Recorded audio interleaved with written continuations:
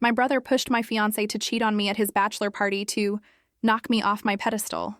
But he forgot one thing. 4 days before my wedding, I was sitting on my bedroom floor in a half-zipped garment bag kind of mood, staring at the dress like it was going to explain itself. The apartment smelled like cardboard and hairspray and that sugary candle my mother insisted would make the place feel bridal. She says things like that as if the universe responds to adjectives. My phone buzzed. I saw my best friend's name and smiled on reflex, because she'd been my calm voice through every stupid detail. The seating chart drama, the endless emails, my mother's obsession with what other people think. Then I answered, and the way she said my name took the smile right off my face. "Where are you?" she asked. "In my apartment," I said, already bracing, because nobody asks that like it's casual. "Are you alone?" she pressed. I looked around at the mess. Gift bags, ribbons, a stack of printed place cards I'd been obsessively alphabetizing like that could keep my life from falling apart. "Yeah," I said. "What's going on?" She exhaled hard. "Okay, I need you to listen to me and not hang up." And just like that, my stomach dropped, because that sentence only shows up when someone is about to hand you a truth you didn't order. 3 years earlier, my best friend had been cheated on by my brother. Not the movie version where people cry and learn something. The real version, where you find messages, you confront, and the person you trusted looks you in the eye and tries to convince you you're the problem for noticing. She left him. It wrecked her for months. It also wrecked the way my family looked at her, because apparently the greatest sin in our household is making a man face consequences. Yes, I know how that sounds. I wish I were exaggerating. When my best friend left my brother, my mother acted like she'd committed a crime against the family brand. I still remember my mother's voice, soft and disappointed, saying things like, "You don't air private matters," as if cheating is a private matter but consequences are the scandal. She stopped inviting my best friend to birthdays. She stopped answering her texts. She told relatives that my best friend was vindictive. My brother got to be young and confused. She got to be dramatic. That was the translation my family always offered. Men make mistakes. Women make scenes. My best friend didn't fight them. She just stepped back, healed quietly, and kept living. The kind of living that looks boring from the outside but is actually revolutionary when you come from a family that thinks suffering is a virtue. So when my best friend said, "I heard something about his bachelor party," my brain tried to reject it like a bad email attachment. "What did you hear?" I asked. She hesitated, and I could hear her trying to choose words that wouldn't shatter me too violently. "His best friend told me," she said. "Not because he's suddenly a good person, because your brother got drunk and ran his mouth, and now people are talking." My throat went dry. Talking about what? She said it in one rush. My fiancé had gone into a back room with the hired dancer, and my brother had been the one pushing him, hyping him up, acting like he was doing him a favor.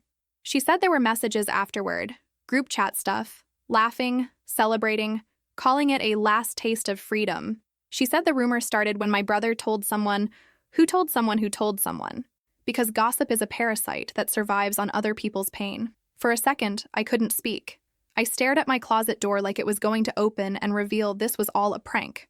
My dress hung there, silent, expensive, innocent. "That's not true," I blurted out. Denial came out of my mouth before I could even think. It was like my body needed to say it to stay upright. My best friend didn't push. She just said, "I'm so sorry. I wouldn't do this to you unless I was sure." I hung up and immediately called my fiancé, because if you've ever been blindsided, you know the impulse. Go straight to the source, as if the person who betrayed you will suddenly become honest because you asked nicely. He answered on the second ring. "Hey, babe," he said, warm and normal. "You okay?"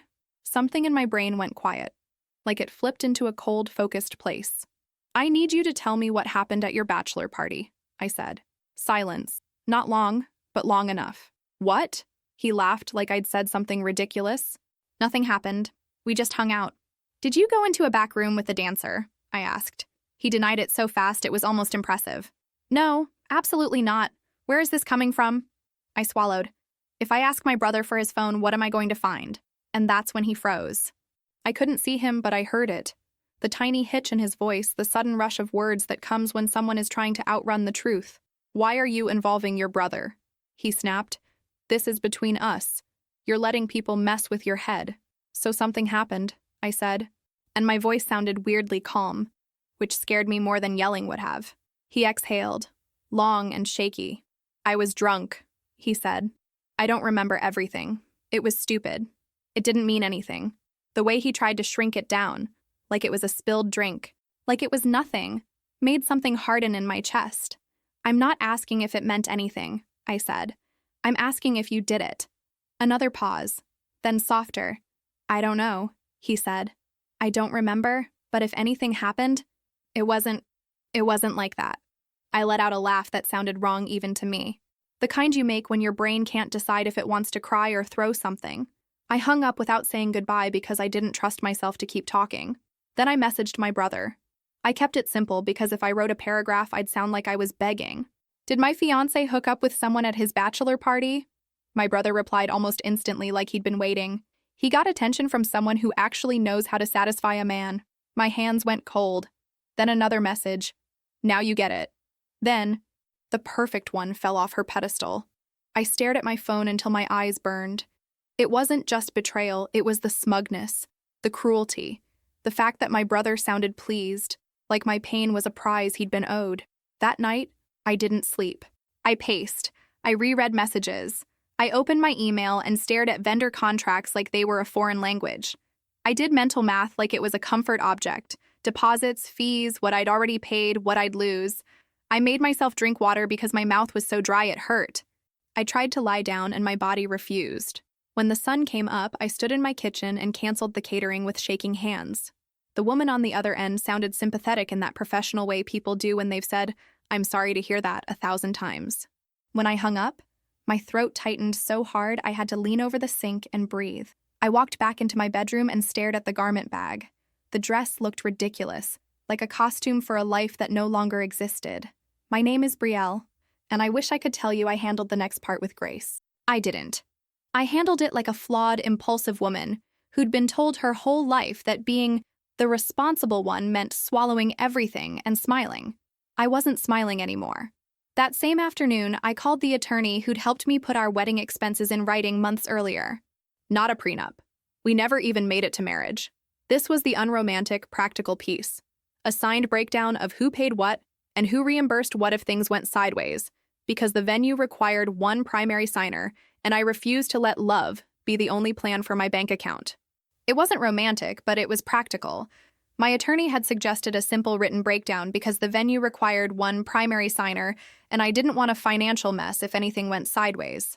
When the attorney answered, her voice was calm in that way that made me want to either hug her or scream. I explained what happened, stumbling through it like my mouth couldn't keep up with my brain. I told her the wedding was in 4 days, that I'd started canceling things, that my fiancé was denying and minimizing, that my brother was openly cruel. She didn't gasp. She didn't offer platitudes. She said, "Save everything in writing. Stop having emotional phone calls. If he contacts you, respond once, briefly, and then direct him to me. Make a list of every cost you've paid and every cost he agreed to cover." It felt cold. It also felt like putting shoes on after stepping on glass. Painful, but necessary. After we hung up, I sat on my couch with a notebook and started writing like my life depended on it. Vendor names, deposit amounts, cancellation policies, dates.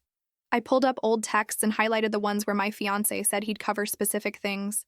I downloaded contracts and saved them in a folder on my laptop like I was building a case file instead of grieving. 2 days later, I called a cousin who'd been at the bachelor party. He wasn't part of my brother's inner circle. He was the kind of guy who shows up, eats food, laughs politely, and leaves early because he has work in the morning. In other words, the kind of witness I could almost trust. He didn't answer at first. When he finally picked up, he sounded wary, like he'd already been warned. I said, "I'm not asking you to pick sides. I'm asking you to tell me what you saw." He sighed.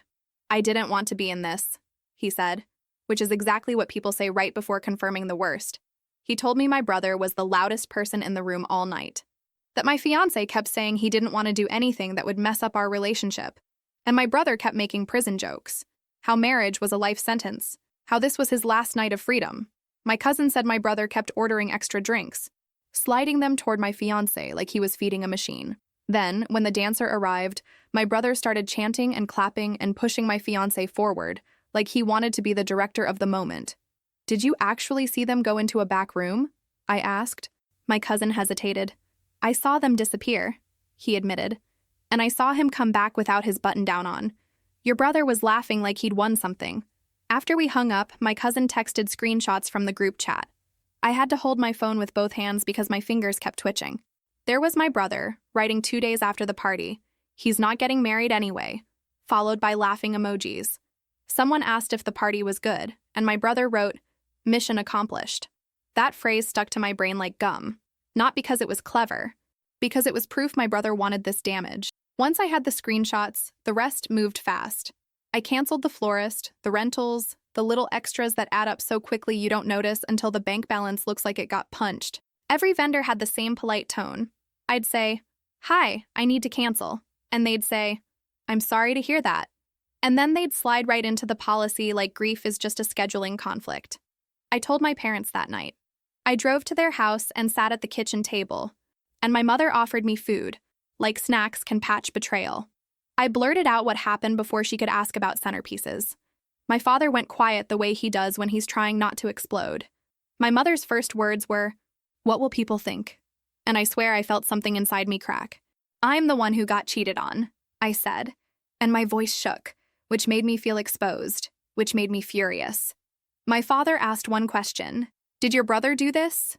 I showed them the messages. My father's jaw clenched.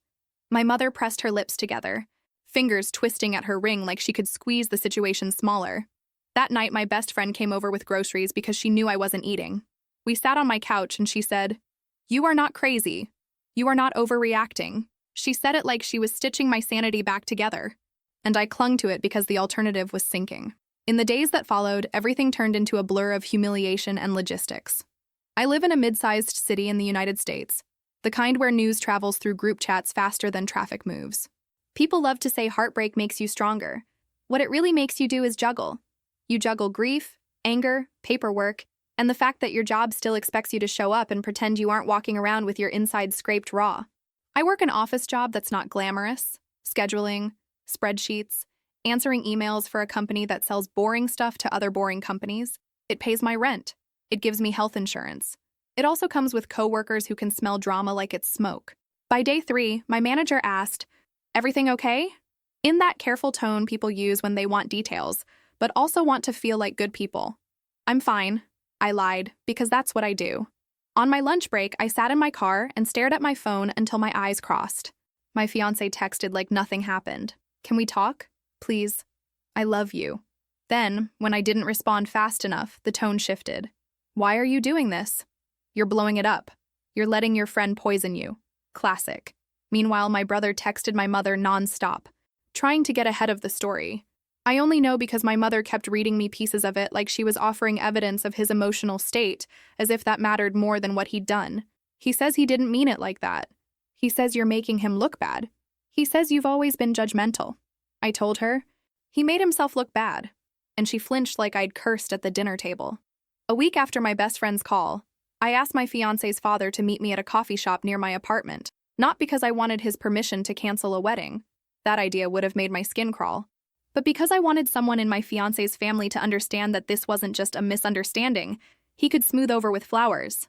His father had always been the practical one, calm, no drama, the kind of man who fixed problems quietly, like they were leaky faucets. I also told my brother to meet me there. I didn't tell either of them the other one would be present. I'm not proud of that. I just knew that if I tried to confront them separately, my brother would lie and my fiancé would hide behind plausible deniability.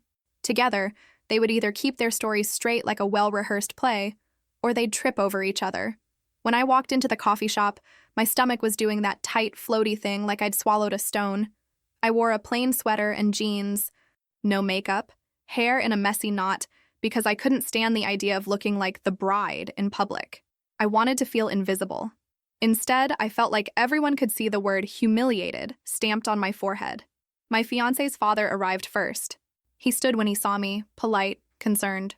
"You said it was important," he said. "It is," I replied. Then my brother walked in, swaggering like he owned the place. He smiled at me like he thought we were about to share a joke. I wanted to throw my drink at him.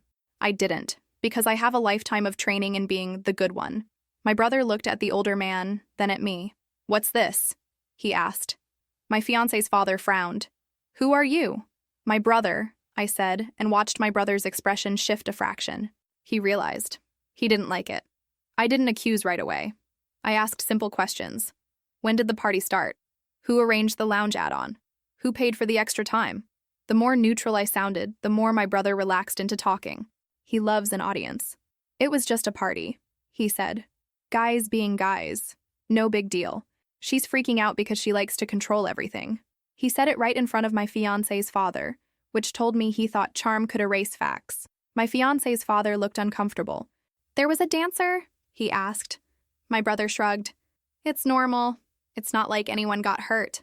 I let him talk until he contradicted himself. At first he claimed nothing happened. Then he said something might have happened, but it wasn't serious. Then he insisted he wasn't even around for most of it. He moved through versions like he was trying on outfits, searching for the one that would make him look least guilty. My fiancé's father finally said, "So did my son go into a back room with her?" My brother laughed. He was drunk. He probably doesn't remember. It was just... He waved his hand. It was harmless. I took out my phone and slid it across the table. I didn't have to make a speech. I just opened the screenshots my cousin sent and let the proof speak. My fiancé's father stared. I watched his face change as he read. The laughing. The mission accomplished. The message describing my fiancé disappearing into the back room. The celebratory responses. He looked up slowly. Is this real? He asked. My brother's eyes narrowed.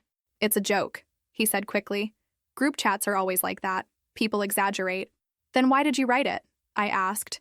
Still calm, still controlled, which felt like holding a knife by the blade. My brother shrugged, then slipped into his favorite move, making me the problem. Because she needed to be taken down a peg, he said. She walks around like she's better than everyone. Miss Perfect. Miss, I pay my bills on time. It gets old. My fiancé's father looked like he'd been slapped. You sabotaged your sister's wedding because you felt insecure? He asked, voice low. My brother scoffed. Sabotaged? God. You people are dramatic. I watched my fiancé's father's hands tighten around his cup. He didn't yell. He didn't slam his fist. He just said, I'm going to speak to my son, in a tone that made it clear the conversation would not be pleasant. When the older man walked out, my brother leaned back and smirked. So what? You're canceling because of some flirting? He asked.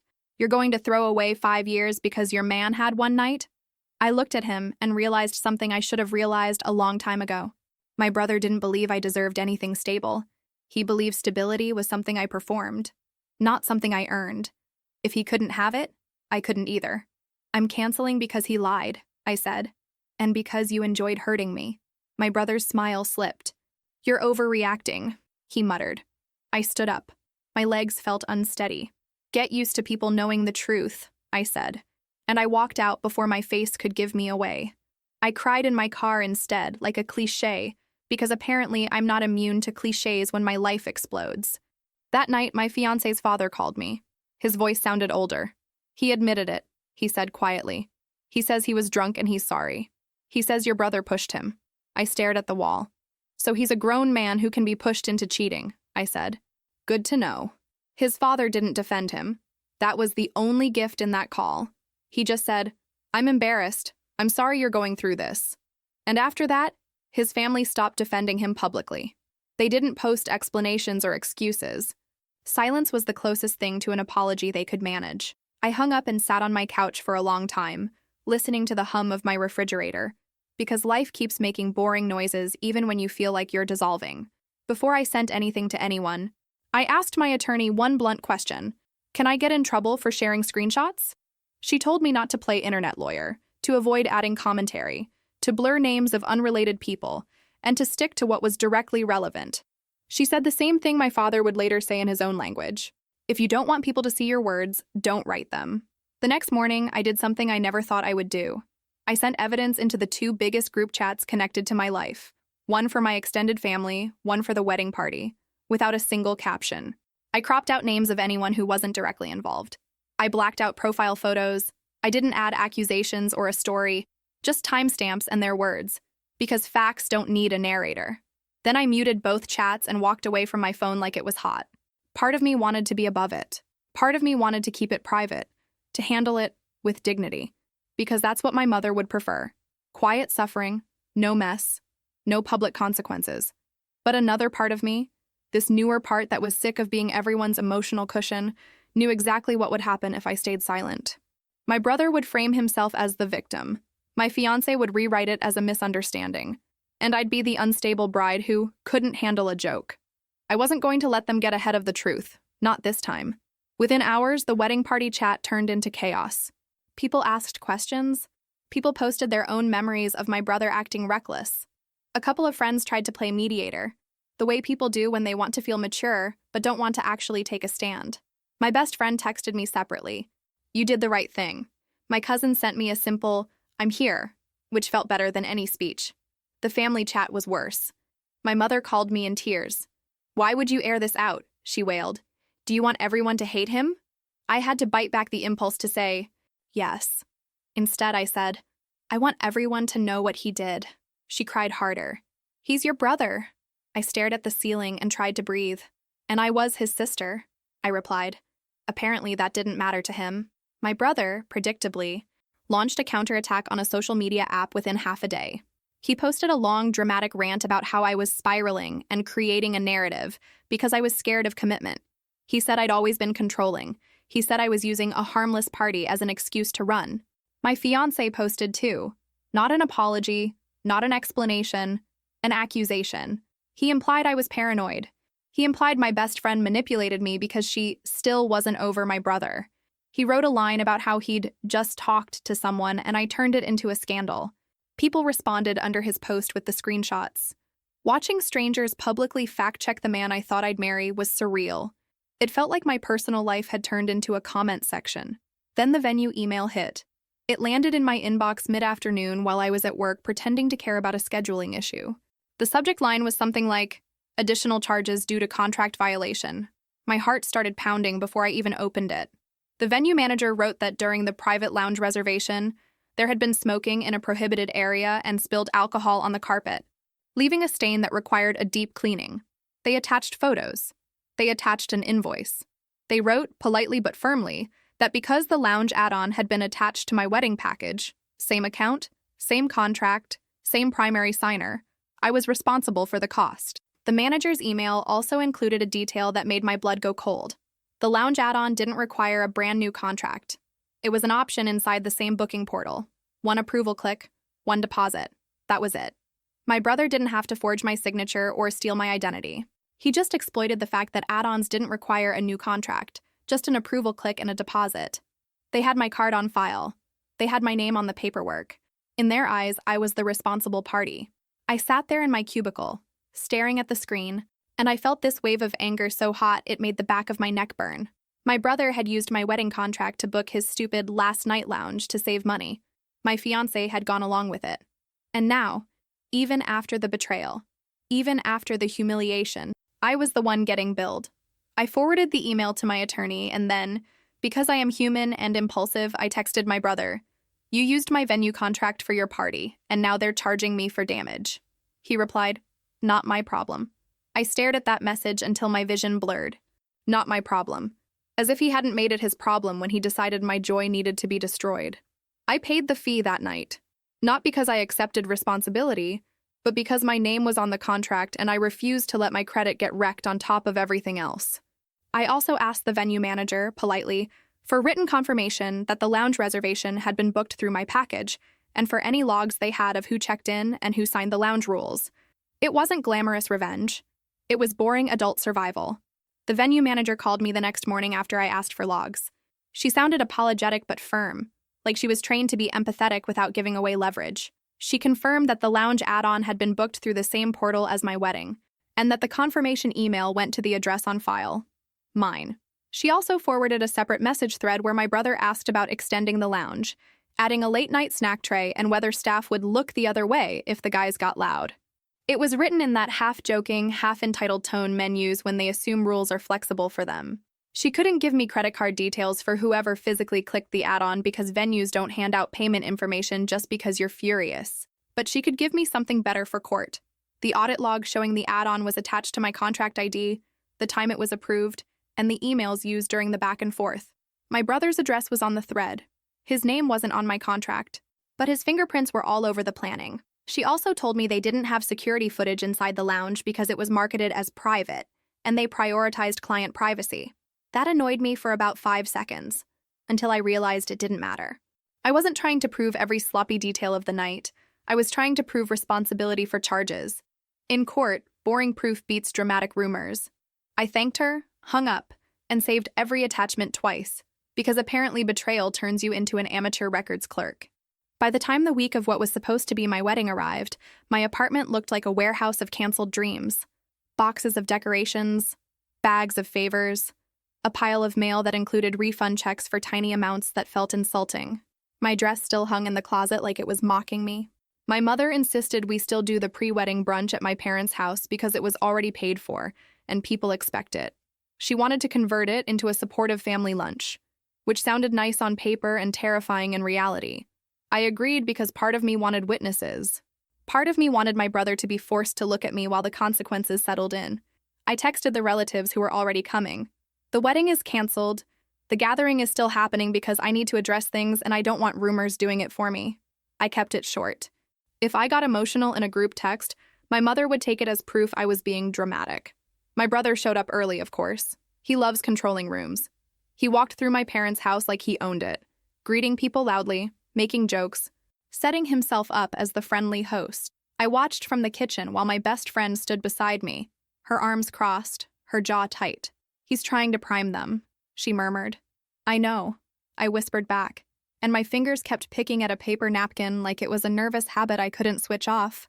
When everyone finally sat down, my mother cleared her throat and tried to give some speech about family and healing. My father stared at his hands like he was restraining himself from saying something that would set the house on fire. Then my brother launched into his version without being asked. He said I'd misunderstood. He said my fiancé didn't cheat. He said guys talk big in group chats. He said I was punishing everyone because I couldn't handle the idea of being married. I let him talk. I asked questions like I was doing customer service. "So you didn't book the lounge? So you didn't write mission accomplished? So you didn't say he wasn't getting married anyway?" Each question was a small hook, and he kept stepping on them because he can't stand silence. When he finally stopped, looking smug, I pulled out my tablet and played the screenshots in order. Not all of them, just the ones that mattered. My cousins, my brothers, the message describing my fiancé disappearing into the back room, the celebratory replies, the mission accomplished, the "now you get it." The room went quiet. Not awkward quiet, heavy quiet. A relative who'd always babied my brother asked, "Why would you do this to her?" And my brother's face flashed with rage. My best friend stood up. "Because he hates being held accountable," she said, voice firm. "He did it to me, too. He wants to tear women down so he can feel powerful." My brother sputtered something about her being bitter.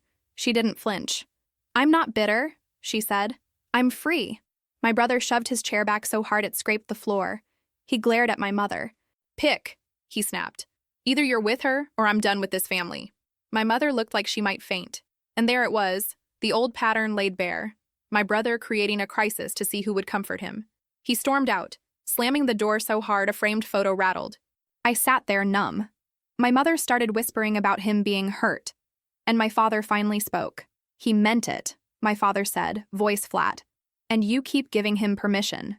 Nobody responded because no one in my family is good at sitting with truth when it's uncomfortable. After everyone left, my mother cornered me in the kitchen and begged me to call my brother. "He's going to cut us off," she said, panicked. "He'll disappear." I looked at her and felt something in me go still. "Then he'll disappear," I said.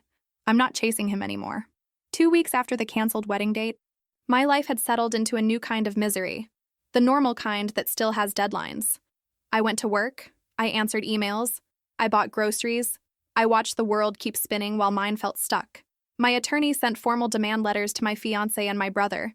Not in a dramatic courtroom speech way. In a boring, firm, "Here is what you owe. Here are the documents supporting it. Here is the deadline" way. When my attorney drafted the demand letters, she included a clean timeline because courts love boring clarity. She attached the screenshots as exhibits. She attached the venue email and invoice.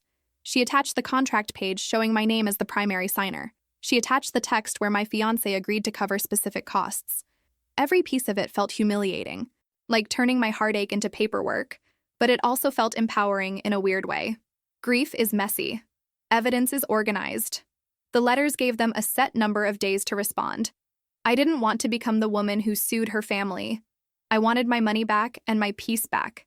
But I also refused to be the woman who got financially punished for other people's choices because everyone expected her to be quiet about it. My brother ignored the letter completely, like it was spam. My fiancé responded with a flood of messages. He called, he left voicemails, he emailed. He even showed up outside my apartment one evening, standing near the entrance like a sad statue, as if proximity alone could rewire me. I didn't let him in. I talked through the door like I was in a bad sitcom. "You need to leave," I said, my forehead pressed to the wood because my legs felt weak. "Please," he said. "I need to talk to you. I'm sorry. I made a mistake." "You made a choice," I snapped before I could stop myself. He started crying. Actual crying. It would have pulled on my heart if he hadn't followed it with, "Your brother pushed me. He was in my head all night. He kept calling me weak. He kept saying I'd regret it if I didn't do something. I was drunk, Brielle." I stood there, breathing hard. "So you're telling me you're a puppet," I said, "a grown man with no spine." "That's not fair," he protested, which was almost funny. Not haha funny. More like, "Of course that's what you focus on funny." He added, "I'm paying for it now." "Are you sorry because you hurt me?" I asked. "Or because you got caught?" He flinched. "Both," he admitted, and I swear that honesty was the most insulting part. "I'm not discussing this," I said. "Talk to my attorney." He cursed under his breath. "You're ruining my life," he hissed, and there it was. The real emotion. The one that mattered to him. I closed the door gently and locked it, then slid down onto the floor and shook with adrenaline. Not because I missed him, because I hated that my heart still tried to do that loyal thing. A few weeks later, his attorney contacted mine with a proposal, a payment plan. It wasn't a pity offer. It was a reality offer. My fiancé didn't have a pile of cash sitting around. He had bills, loans, and an ego that was now being stomped by his own consequences. He offered monthly payments over a couple of years, with a written schedule because he wanted to avoid a formal hearing. My attorney asked me what I wanted. What I wanted was to never hear his voice again. What I wanted was to rip out the part of my brain that kept remembering the good moments like a traitor. What I wanted was impossible. So I picked the practical option. I agreed to the payment plan with two conditions. He would stop contacting me directly, and he would sign a clause confirming he understood the wedding was canceled because of his actions, and that he wasn't allowed to publicly claim I lied about him. My attorney said it in legal language. I said it in human language. "Do not rewrite me as the villain." He signed. My brother still refused. When my attorney's office called him, he yelled at the receptionist and claimed he hadn't done anything illegal. He said I was being dramatic. He said I was obsessed with punishing him. He offered a small fraction of the amount and framed it like generosity. My attorney asked, "Do you want to settle for that?" I pictured my brother's "not my problem" text. I pictured him smirking in that coffee shop. I pictured my mother twisting her ring and trying to make me responsible for everyone's comfort. I pictured my father's deadpan voice. He meant it. "No," I said. "He can learn." Around that time, I started therapy. Not because I wanted to become enlightened, because I was having moments where I'd be in the grocery store and suddenly my chest would tighten like I was back in that phone call. I'd be driving and a wedding ad would flash by and my ears would ring. I'd lie in bed and hear my brother's words on a loop. Now you get it. Therapy didn't turn me into a serene saint. It gave me tools. My therapist had me practice saying no out loud in a mirror because my voice used to betray me, rise at the end like a question, soften like an apology. She made me write down the rules I'd grown up with, the invisible ones. Don't embarrass the family. Don't upset your brother. Don't make your mother cry. Don't take up too much space. Then she had me write counter rules like I was rewriting a contract with myself. My pain counts, my safety matters. I don't owe access to anyone who hurts me. Family is not a hall pass. She also taught me how to come down from the adrenaline spikes. I learned to name 5 things I could see, 4 things I could touch, 3 things I could hear, 2 things I could smell, and 1 thing I could taste. It sounded cheesy until it stopped my hands from shaking in a grocery store aisle. I learned to stop arguing with people who were committed to misunderstanding me. I learned that repeating the same boundary in the same calm tone is not cold. It's consistent. Little by little, I rebuilt routines that weren't built around managing other people's emotions. I started walking after work with a podcast in my ears, not because I was chasing healing, but because movement reminded my body it belonged to me. I stopped checking my phone first thing in the morning. I stopped reading my brother's posts when people sent them. I curated my life the way I used to curate seating charts, carefully, on purpose, without apologizing for the empty chairs. I even changed small things: new grocery store, different coffee place, a new route to work. Because sometimes you don't need a dramatic transformation, you need fewer reminders. My therapist didn't tell me to move on. She asked me why my brother's cruelty hit so hard, and I said without thinking, because he's been punishing me my whole life for being the stable one. The therapist raised an eyebrow. Punishing you how? And suddenly I had a million small memories. My brother mocking me for studying, calling me boring, breaking my stuff by accident, making fun of my friends, telling me no one would want me if I kept acting better than everyone. I'd always brushed it off because I didn't want to be the sensitive sister who couldn't take a joke. I see now that the joke was that I believed him. One evening, my mother called and asked me to reconsider, not because she thought I was wrong, but because she was terrified my brother would cut her off and she wouldn't get to be the mother who keeps the family together. "He's your brother," she whispered. "I'm your daughter," I replied, and my voice was so calm it startled even me. "Why is he the one you're afraid to lose?" She didn't answer. She just cried. And I hung up, because I was tired of being the person who stayed on the line to soothe everyone else while my own heart sat there bleeding. A month after the wedding date that never happened, my fiancé asked, through my attorney, for a brief, in-person conversation. Closure, he called it. I called it emotional self-harm. But my therapist said something that stuck. Avoiding a conversation because you're scared isn't the same as having a boundary. A boundary is a choice. Avoidance is a wound controlling you. So I agreed to meet him in the parking lot of my apartment building in the late afternoon while it was still light out, in a spot near the entrance where other people were coming and going. I didn't bring a friend because I didn't want it to become a spectacle. I also didn't trust myself not to use my best friend as a shield.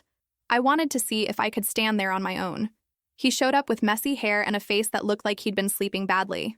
For a second, my body did that stupid, familiar thing. Heart tug, warmth, memory. Like it didn't get the memo that he'd wrecked us. Then he opened his mouth and the reality snapped back. "I'm sorry," he said immediately. "I know you don't owe me anything, but I need you to hear it from me." I crossed my arms. "I've heard it," I said. "In messages, in voicemails, in your post where you implied I was losing my mind." His face tightened. "I was panicking," he muttered. "I felt attacked." I laughed softly. "You felt attacked? That's incredible." He ran a hand through his hair. "Your brother was in my ear all night." He started again, like it was a prayer he could repeat until it became absolution. He kept calling me weak. He kept saying marriage would ruin me. He said you'd leave me eventually anyway because you're too good for me. My chest tightened. "Did you believe him?" I asked. He hesitated, and that hesitation told me more than any speech. "I was drunk," he said finally. "I was insecure. I wanted to feel wanted." "You were wanted," I snapped. "I was marrying you." He winced. "I know." We stood there in silence while someone walked past us carrying groceries, glancing at us like we were a normal couple having a normal argument, which felt surreal. I said, "Are you here to apologize or are you here to negotiate?" He swallowed. "Both," he admitted. "You're paying," he said quickly. "I'm doing the plan. I'm selling stuff. I'm cutting back. I'm trying to fix it." "You can't fix it," I said. "You can pay what you owe. That's not fixing. That's just not stealing." His eyes flashed. "You're acting like I'm a monster," he protested. "No," I said, voice steady. "I'm acting like you're a man who made choices and now wants comfort because the consequences hurt." He stepped closer, like instinctively reaching for something familiar. I stepped back. He stopped. I saw a flicker of anger cross his face and my pulse jumped. "You're going to make me pay for this forever," he said, voice bitter. "I'm going to make you pay what you agreed to pay," I corrected. "The rest is on you." He reached out, grabbed my forearm. Not hard, not bruising, but possessive. Like he could anchor me to him. My skin crawled. "Don't," I said sharply, and he let go like he'd been burned. I stared at the spot his fingers had been, my pulse loud in my ears. "If you ever touch me like that again," I said, "I will call the police. Not because I want drama, because I want safety." His face drained. "I didn't mean, I don't care what you meant," I snapped. "I care what you did." He backed away, hands up, like I'd pulled a weapon instead of words. He nodded, eyes wet, and then he walked to his car and drove off. That night, I blocked his number. The payment plan continued through the attorneys. He could be sorry from a distance. A few weeks later, my mother tried to stage what she called a family reset during a holiday weekend. She invited my brother without telling me, hoping I'd show up and feel trapped into being civil. That's her style. Force proximity. Call it healing. When I walked into my parents' living room and saw my brother lounging on the couch like nothing happened, my stomach dropped. My mother smiled too brightly. My father looked tired. "Oh, good," my mother chirped. "You're both here. We can talk." My brother smirked.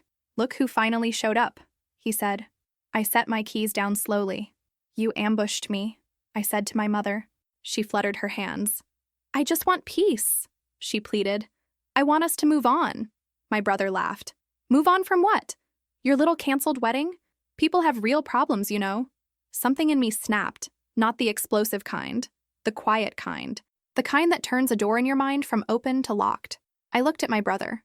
"You're paying," I said. He rolled his eyes. "You're obsessed."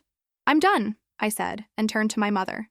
"If you ever put me in a room with him again without telling me, I will stop coming here. You can have your peace. It just won't include me." My mother's face crumpled. "You'd abandon your family?"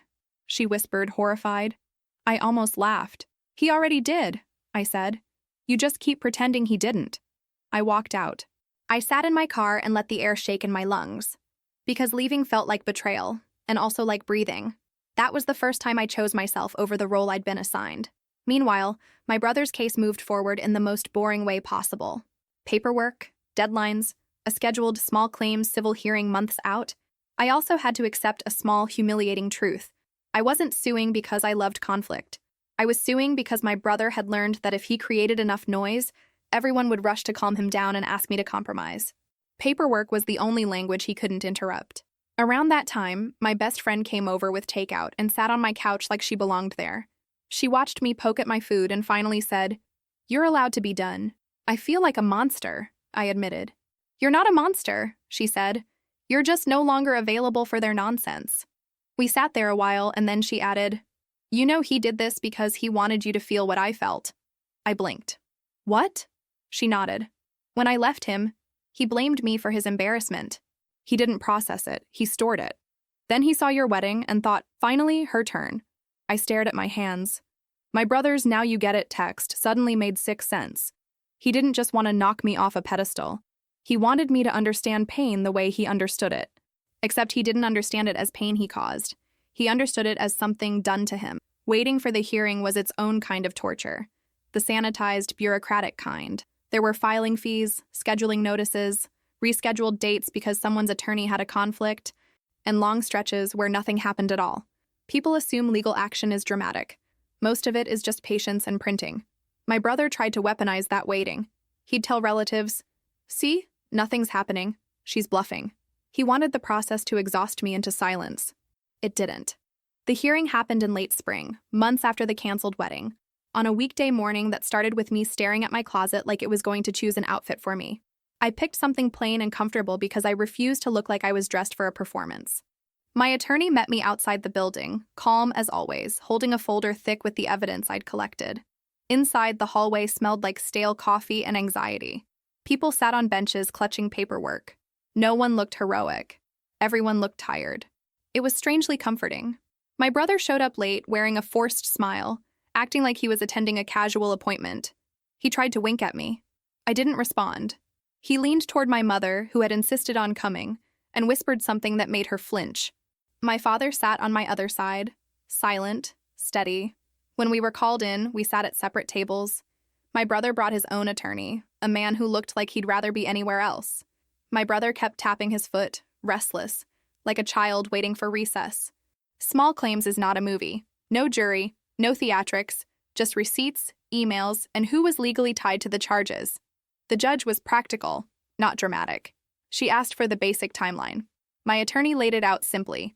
The lounge add-on tied to my wedding package, the email confirming my brother arranged it, the venue invoice for damages, the screenshots proving the group chat described what happened, the documented costs I paid because my name was on the contract.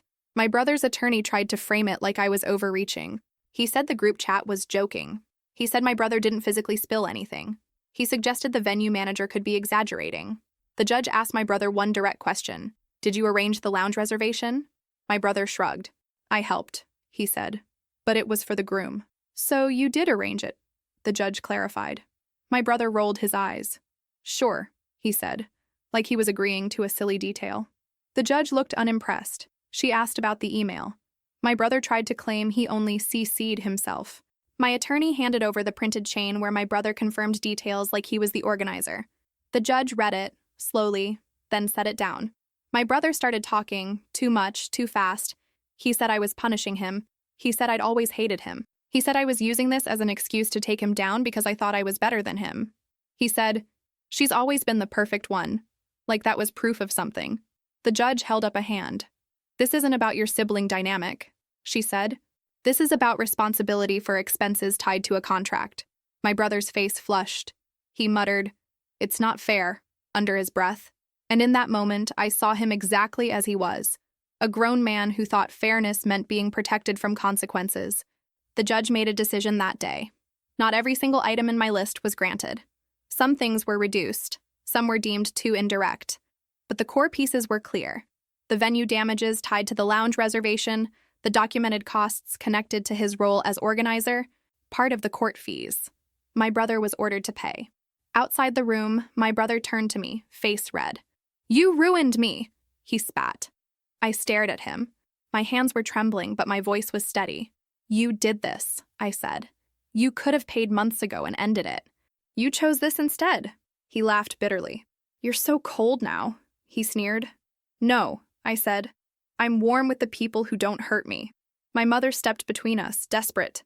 "Please," she begged to both of us, like she could patch this by sheer will. My father put a hand on her shoulder and said quietly, "It's done." On the drive home, my mother stared out the window and kept wiping at her cheeks. Not for me, not for what I lost, but for the fact that her fantasy of a close, peaceful family was crumbling. I felt relief and grief at the same time. That mix became familiar. My brother paid in chunks. He had to sell his vehicle. He had to borrow. He had to give up whatever he used to distract himself. He complained to anyone who would listen. Most people didn't listen. The relatives who'd once defended him got quieter. My mother tried to turn his payments into a tragedy. He had to sell his vehicle, she would say, as if that was an injustice instead of a consequence. She'd tell me he was stressed, that he was losing sleep, that he was scared. I started responding the same way every time. I was scared too. Then I'd stop talking. She hated that. She wanted me to provide the emotional soundtrack to his suffering. I refused. If my brother needed comfort, he could find it in the person he'd always relied on to smooth things over. Our mother. I was done being his soft landing. My fiancé kept paying too. Month after month, a deposit would land according to the schedule. Sometimes my attorney would forward a brief confirmation. Sometimes I'd see a note attached where he tried to sound regretful without being manipulative. I didn't reply. About a year after the canceled wedding, I moved into a different apartment. Same city, different neighborhood, different walls. I needed a place that didn't hold so many echoes. The night I packed, I found the wedding leftovers I'd shoved into a storage closet. Unused decorations, a guest book no one signed, tiny favors still in their bags, a stack of receipts that felt like a museum exhibit of my naivety. The dress was still there too because I couldn't bring myself to touch it for months. Not because I wanted it, because it felt radioactive. Like if I opened the garment bag, I'd inhale the version of my life that didn't happen and choke. So I did something impulsive again. I posted it online and sold it for a fraction of what it cost. After that, I went through the wedding leftovers like I was cleaning out a storage unit for someone else. I returned what I could. I donated unopened decor to a community center that hosted small events for families who couldn't afford the fancy stuff. I handed my mother the guest book and told her she could keep it if she needed a souvenir of her own expectations. She looked at it like it had personally insulted her. I didn't feel cruel. I felt done. The day a stranger came to pick up the dress, I didn't cry. I felt hollow. She held it up and smiled and said, "It's beautiful." I nodded and said, "It is," because it was, and because it didn't matter. When she left with it, I stood in my doorway and let the silence settle. Then I went back inside and cleaned, because apparently my coping mechanism is tidying when I can't control anything else. My relationship with my mother changed. She stopped trying to force reconciliation after I walked out on the holiday ambush. Or more accurately, she learned I would actually leave. She still made little comments. "He's still your brother. Families forgive. Time heals." Like she was reading from a script. I stopped arguing. I just said, "I'm not discussing him," and changed the subject. It drove her crazy at first. Then it became normal. My father, in his quiet way, started calling me more. Not to talk about feelings. He'd ask if my car was running okay, if my job was treating me right, if I needed help moving furniture. It was his version of love. I learned to accept it without wishing he'd say more. My brother tried once to contact me directly after he'd paid most of what he owed. He sent a message that read, "Can we talk like adults?" which made me laugh out loud because the audacity was almost impressive. I didn't respond. A week later, he sent another. "You got what you wanted. Are you happy?" I stared at it for a long time. Then I typed, "I wanted a brother who loved me," and deleted it, because giving him my honest pain felt like handing him a weapon. So I wrote, "Do not contact me again." He didn't. Not because he respected my boundary, because he hates being ignored. The last payment from my fiancé came about 2 years after the wedding that never happened. My attorney emailed me a confirmation. "Final payment received," she wrote. That was it. No fireworks, just a line of text and an ended attachment. That night, my phone buzzed with an unknown number. Curiosity got me. I answered, and I heard my fiancé's voice. "Brielle," he said softly, like my name still belonged to him. My skin prickled. "Why are you calling?" I asked. I wanted to say I paid everything," he said, "and I wanted you to know I'm sorry. Still, I don't expect anything from you. He trailed off, waiting for me to fill the silence the way I used to. "I hope you learned something," I said. "Do not call me again." He exhaled like he'd been punched. "Okay," he whispered. "Okay." I hung up, blocked the number, and sat there for a minute with my heart pounding. Not because I missed him, because I felt proud. Because I'd just done something that would have been impossible for the version of me who thought love meant endless access. A couple of months later, I got invited to a cousin's backyard cookout. Nothing fancy. Paper plates, kids running around, someone overcooking burgers and acting proud about it. I almost didn't go. Social events made me tense because I never knew if my brother would be there like an uninvited shadow. But I went anyway, because rebuilding a life happens in small, boring choices. At first, it was fine. I laughed at a joke. I talked about work. I pretended I was normal. Then, across the yard, I saw my brother walk in with a case of drinks like he was the hero bringing supplies. My stomach flipped. My throat tightened. He spotted me and smirked like he'd been waiting to see if I'd run. Instead, I did something different. I didn't leave. I didn't confront him. I just turned back to my cousin and asked if there was any extra ice. I stayed by the cooler with the women who were talking about daycare costs and rent increases and how everyone's back hurts now. Normal stuff. Real stuff. The stuff my brother can't compete with because it doesn't revolve around him. He drifted closer a few minutes later, trying to slide into the circle with that fake charm. He opened his mouth to make a joke, something about me being uptight, and my cousin cut him off, sharp. "Not here," she said. My brother blinked. "What?" She didn't soften. "Not here," she repeated. "If you want to be invited, you behave." I watched my brother's face change in real time. Surprise, anger, humiliation. He looked around for backup. No one jumped in. A couple people avoided his eyes. Someone kept talking about groceries like nothing happened. He tried to laugh it off. "Wow," he said. "So we're policing jokes now?" My cousin shrugged. "We're policing you," she said casually, like it was obvious. My brother stood there for a second, trapped in the quiet. Then he walked away, shoulders stiff. He didn't slam a door this time. He didn't threaten to disappear. He just left the circle because the attention wasn't his anymore. I didn't feel triumphant. I felt something better. Safe. Later, when the sun started going down and the kids were winding down, I sat on a folding chair with a paper plate balanced on my knees and realized I wasn't bracing anymore. I wasn't scanning the yard for threats. I wasn't waiting for my brother to say something that would require me to defend my existence. I was just there, surrounded by people talking about ordinary problems and ordinary joys. That's what boundaries buy you, the ability to be boring again. I'm not writing this because I think I'm brave. I'm writing it because I know there are other women like me, women who get labeled too much the second they stop absorbing everyone else's chaos. If you're that woman, here's the thing I learned the hard way. Boundaries aren't cruelty. Boundaries are the price of being allowed to stay in your own life. I still have bad days.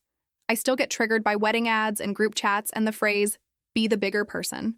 I still sometimes miss the fantasy version of my brother, the one who would have defended me instead of sabotaging me. But I don't miss the version of me who thought she had to earn love by being convenient.